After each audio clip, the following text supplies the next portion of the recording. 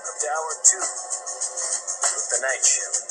My name's Nishki, and my guest this hour, Monica Sarli, author of The Men Wars, Volume 1, Manipulation. I welcome her to the show now. Hello, Monica. Hi, Tommy. How are you? Very good, thank you. I was just looking at the cover of this book. How would you describe yourself in this photograph? Oh, strong, confident, and sexy. What are you wearing? I'm wearing a camouflage bustier, a short black skirt, stiletto heels, and I've got an MP5 between my legs. Yes, you do. This is what caught my eye, Monica. How to get a guy anytime, any place. Manipulation. Are you telling me you could come to my town on a Friday night and pretty much have your pick of the male population? Is that what you're saying? If you wanted to? Huh? Most likely, yes. It's a lot of fun. Sometimes it's just a fun game. Mm-hmm. But what about rejections? Surely you faced rejection. Oh, of course I faced rejection. Everybody does. But you know what? You move on. It's next. But you talk of getting a guy anytime, any place. It almost makes it sound like you can't fail. Well, most of the time I don't fail. But you know what? Do you have a glance that works like a tractor beam? Yeah. I mean, it's about looking into a man's eyes and giving him a great smile. A lot of women do that. It goes nowhere. Come on, don't make it sound so simple. Oh, you know what? But it's the way you do it. And it's kind of like just, you kind of flip your hair, the way you walk. And sometimes when you're talking to a guy, it's like touching his shoulder, squeezing his arm, asking him if he works out. Pumping up the ego a little bit. Can't believe that works in 2011. It does. Monica Sarli, your story of how you climbed the ranks of society and the men you faced and conquered along the way. Almost as unbelievable as it is entertaining. Is that your life story, a story of conquering men and moving on? Really, Tommy, the book Manipulation is all about survival. My survival has been truly a battle. I've survived a 15-year heroin addiction. But you promote this by making it sound as though you move through life conquering men. Well, I mean, there are a lot. Taking them down. No, there's a lot of things I had to conquer. As women, we learn to manipulate when we're little girls. We manipulate our dads or brothers. How do you learn that? You're a little girl. How are you taught to manipulate? Give me lesson one. Mothers do it. What do they do? What do you learn? We learn that our mothers do things to our fathers, like give them their favorite meal, you compliment them, really take care of them. And we just kind of watch the whole process. How is that manipulation? I mean, this sounds to me, your approach sounds a little bit more subversive, almost a little more Machiavellian, a little more, this conquering idea that that there's a little battle going on that you're going to win. Sometimes it can be that way because manipulation is about getting what you want and you need. However you get it. How far have you gone to get what you want from a man? You know what? I mean, sex works well at times. When doesn't it work well? I suppose when he has syphilis.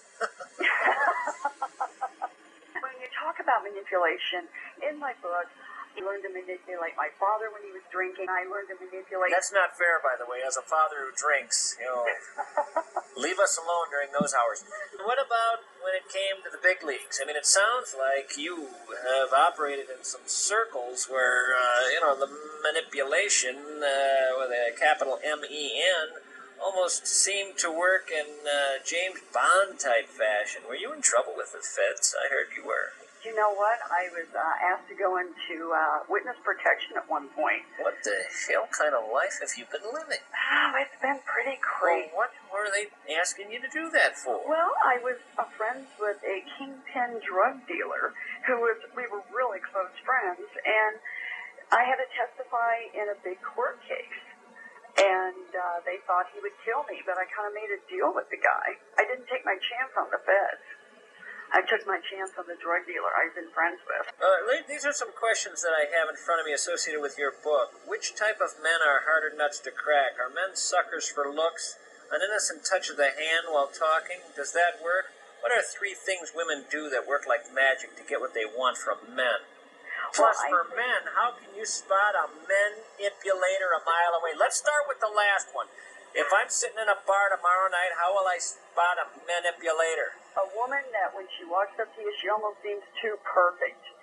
She makes making comments about you, wants to know about your car. What? You know, Wants to know about my car? Yeah, they'll ask, what kind of car you drive. They'll look at your watch.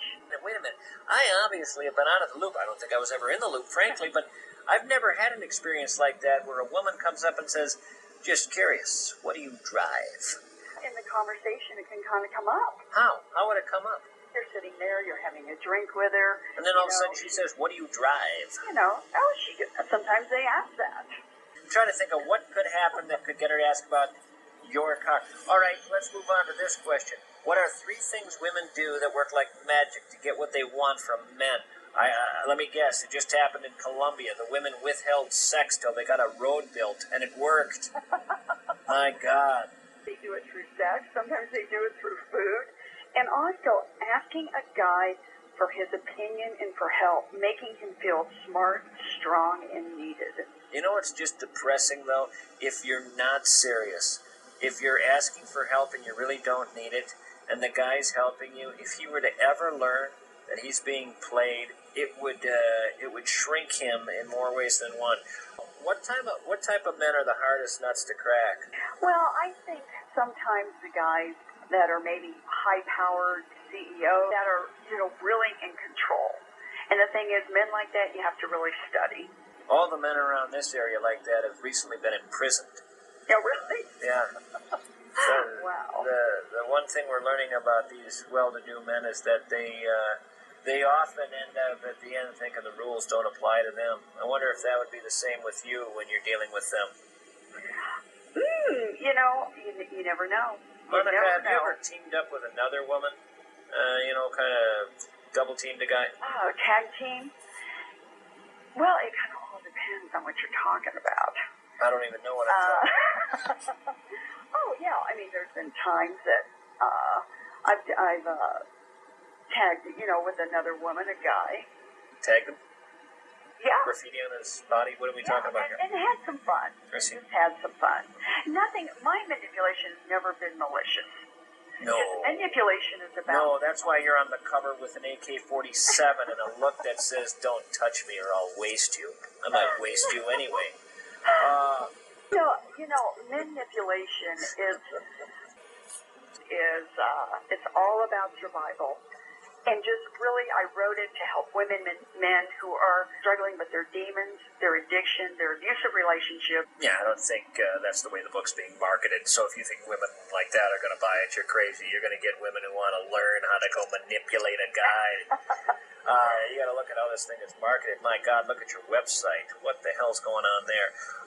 It says here, by the way, that more things can happen to you in a week than most people experience in a year. You want to explain that? Oh, God. I mean, it's just been crazy. Well, explain crazy, please.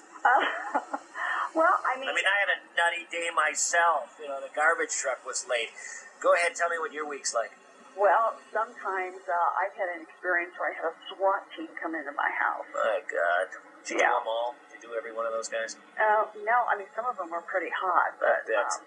Manipulate. Anyway. I meant manipulate them, by the way.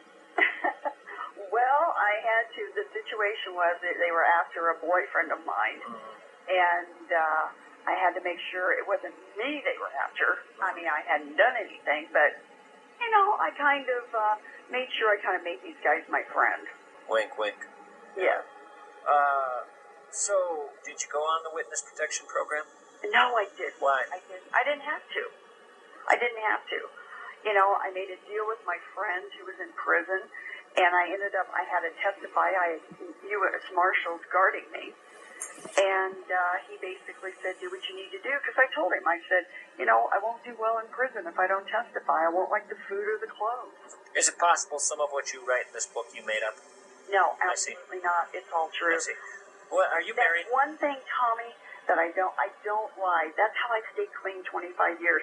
I don't lie. I run my... No, I don't think drug addicts lie in general. I understand that. How long were you an addict? I was an addict 15 years. And I've been clean 25. And 1% of heroin addicts make it.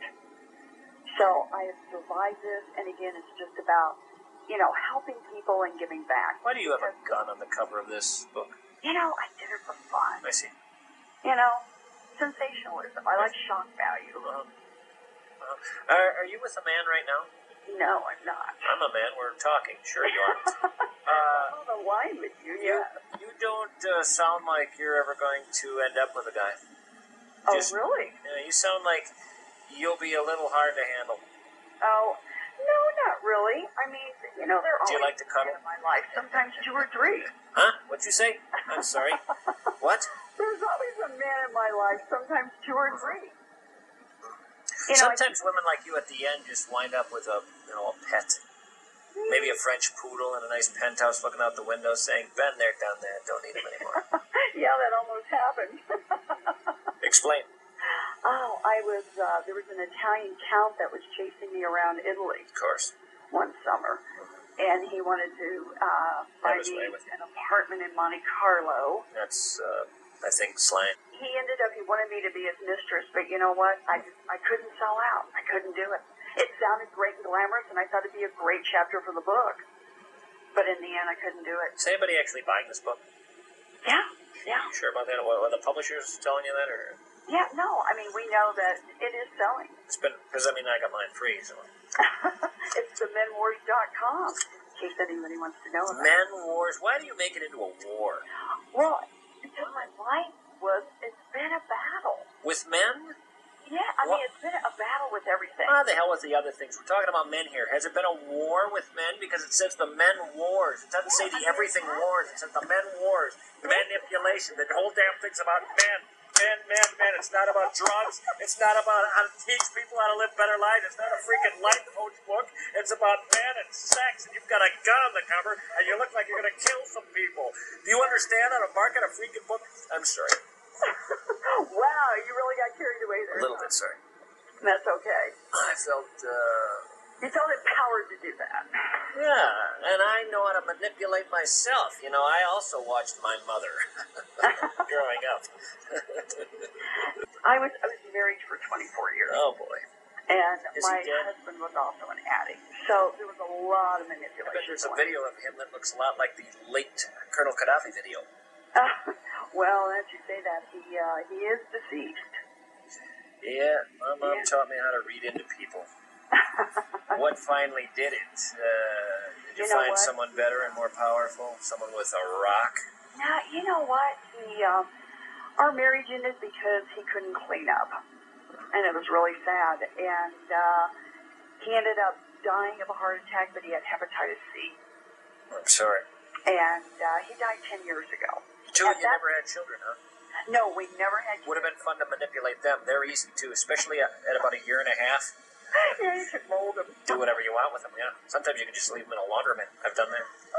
Well, where can people learn more about this book? At themenwars.com, Tommy. Menwars.com. Take a good look at Monica there, people. Before you open this book, you want to make sure you know whether or not you can spend some time with a woman like this. Thank you for your time. I wish you the luck of the Irish with this thing. www.themenwars.com. Tommy, thank you so much. Have a good night. You too. Bye-bye. Bye-bye.